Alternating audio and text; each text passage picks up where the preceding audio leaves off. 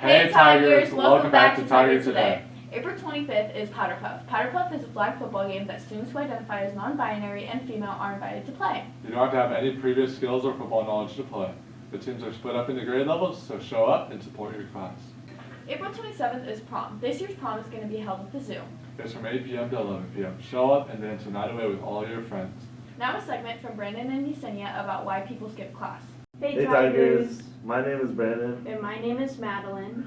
And we're here to talk with you about an upcoming segment that we here at Tiger Today are putting together.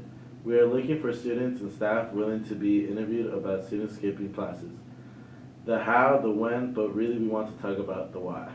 Yes, you heard us right. Skipping classes. We see you.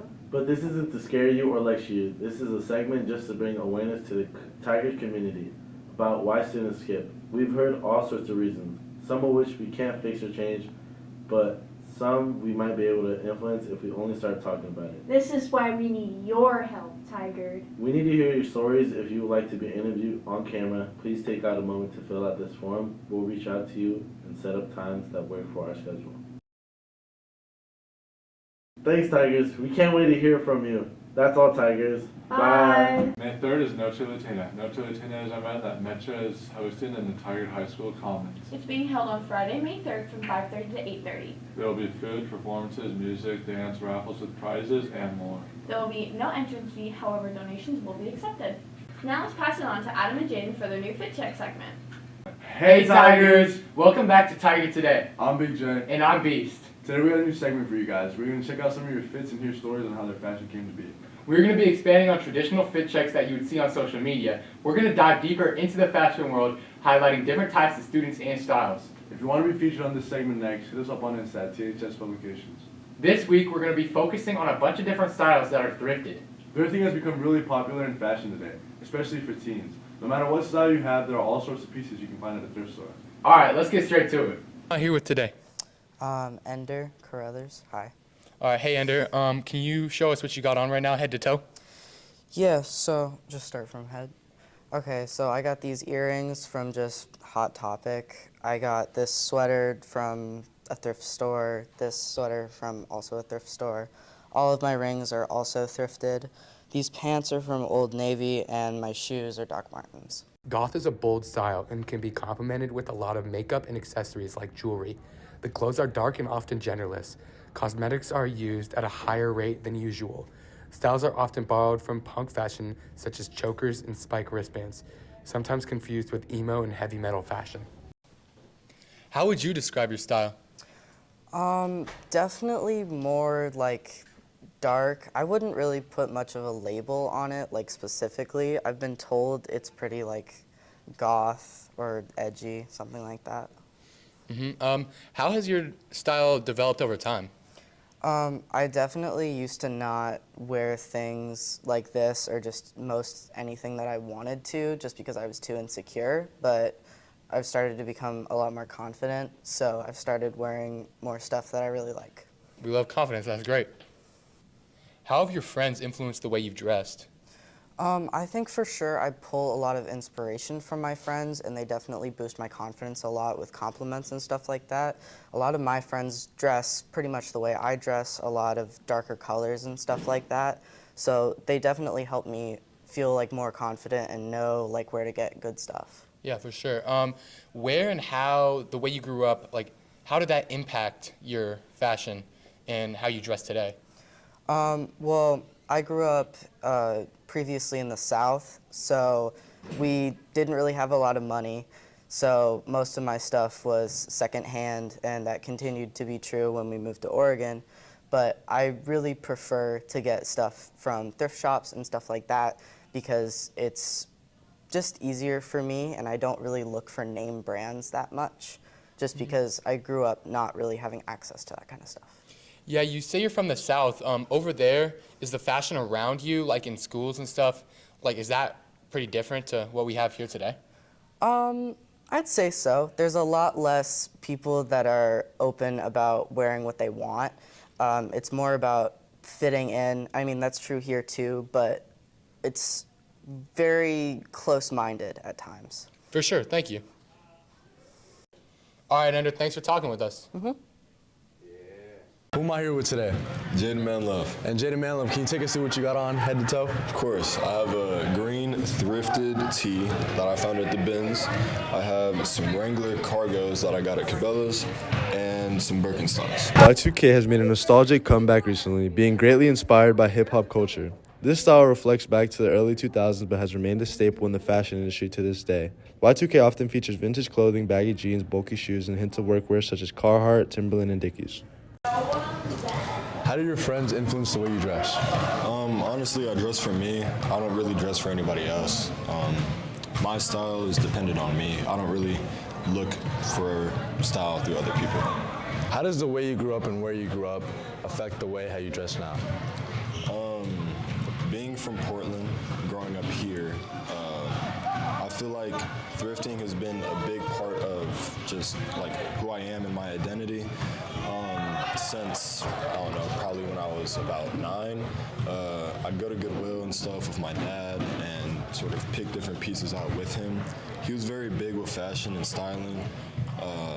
He was a big, 2000s head, so he'd always wear baggy shorts and big tees. So that's kind of where I get my style from. What does your fashion mean to you? Fashion to me is a way to bring me confidence along with a way to express myself. Thrifting, to me, you never know what you will find, but you know the saying, one man's trash is another man's treasure. That's all the questions we have for today. Thank you for letting us interview today. Of course. Who am I here with today? Jada Brandon. And Jada Brandon, can you take us through what you have on head to toe? Yes, I have my Air Maxes, my Nike socks, my Lululemon biker shorts, camo, and then this Tigard football hoodie that I thrifted, and my Lululemon fanny pack. Athletic wear is comfortable clothing, not as flashy as usual thrifting outfits. They can often feature college universities as design and logos. Common athletic wear brands found at the thrift could be Nike, Adidas, or Under Armour. How would you describe your style? Athletic, cute, and comfy. And how has your style developed over time? I've gone along with the trends. I've kind of stopped wearing as much color and thrifted more. And do you think that there's a reason for you stopping to wear all those colors, or just following trends? I feel like as I got older, I just started wearing more neutrals and got more basic, I guess. How do your friends influence the way you dress? Every night before school, we'll FaceTime and text about what we're going to wear to school the next day. And how does where you grew up and how you grew up affect the way you dress? Here in Tigard, it's a lot of white people, and so their styles are very different from black people. If I were to live in Portland, I'd definitely dress like them, and just wherever I go to school, I feel like I would dress like everyone else. Do you ever wish there was more diversity in Tigard so you could dress in different ways? I don't really care. I like my style. I'm comfortable a lot of the time, so that's fine. Okay, thank you for your time. Thanks for watching, Tigers. We hope y'all learned something new today, whether it be about thrifting or fashion. If you want to share your fit with the school, hit us up at THS Publications on Instagram. See you guys. See ya. Thank you, Adam and Jaden, for the awesome segment. And now for Tiger tickets. For the freshmen, we have Max Fry from Mr. Diaz and Eliza from Connie R. And for the sophomores, we have Ethan C. from Mr. Diaz and Jay-Sean Brandon, also from Mr. Diaz. And for the juniors, we have Ethan Gately and Caleb Kate. And for the seniors, we have Matt White and Ollie Baki. Please go to the front office to pick up your prizes.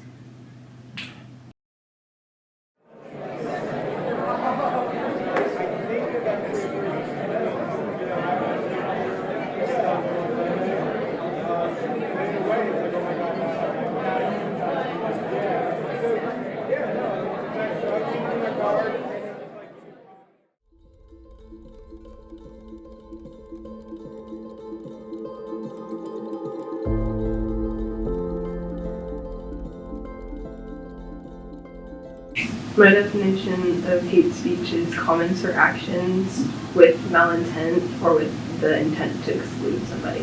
Hate speech can be comments or actions, jokes that go a little too far.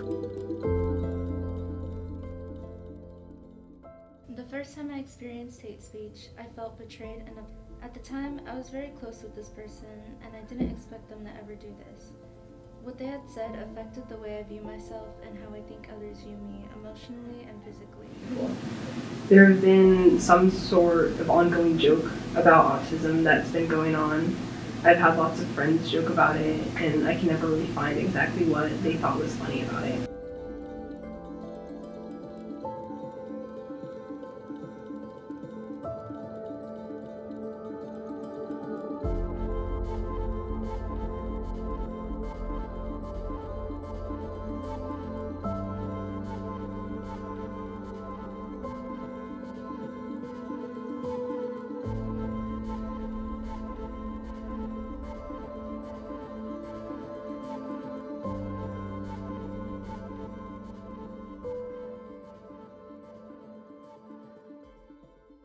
I stopped talking about personal information to people I met before I knew them on a level I didn't used to think was important before. I ended up not coming into school for about a week because I physically and emotionally didn't feel well. As it continued, the comments about my body began to be said to my face. I started to cover myself more and wear baggy clothes. They made my confidence go down. It really makes me hate and hide that part of myself, and I just start to like spiral into thought of what if they knew, what would they say or joke about me or anything like that. I've been called stupid and naive, labeled as someone who can't take a joke. I've been called robotic, and that stuff really gets to your head. I wish someone would have stood up for me when it happened instead of just brushing it off and telling me about it later because I wasn't present when it happened. If someone had just stood up against it and told that person that what they're saying isn't funny, I would have really felt less alone. When I sought help from a trusted adult, I asked to change seats and be separated from them. They got upset at me. This made me feel like I couldn't talk to anyone about this. Eventually, the change of seats happened and I was moved to the back of the class while they stayed at the front. The only people that knew how I really felt were my friends and persisted that I talk to a counselor, so I did. I talked to my counselor and was told I wasn't able to change classes due to the quarter ending.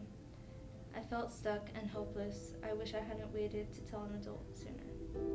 People tend to go to the victim and tell them that the other person shouldn't have said that or that they're sorry that you had to hear that. But in reality, it really doesn't help. It's like, yeah, I know that they shouldn't have said that. It just feels like they don't care. And I need the other people to speak up against them, ask things like, why is that funny? Or like give them a weird look, because I want them to feel a fraction of what I do.